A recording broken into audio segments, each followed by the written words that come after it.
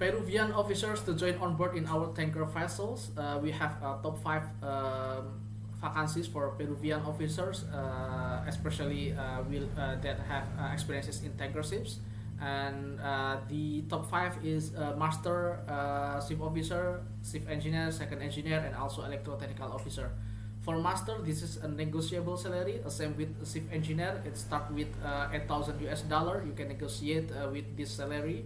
And the ship officer and second engineer is the same salary. It will be 5,500, but this is a fixed salary. And electrotechnical officer is the same. This is fixed salary. That is 5,000 US dollar. For this requirement, you need to have experiences in the same rank and the same type of the vessels, not less than 2 years experiences, and you need to have good English also, and completed certificate like tanker ships for basic and for advanced. You need to have all of it. And the important thing also is you need to have competence of the evaluation system. And if you have all these requirements, you can send your CVs to our link database. We will share to you in this link video. We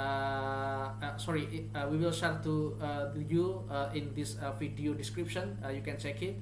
And also you need to have complete all of the requirement like certificate, sea service, and all of them. You need to have fill it out.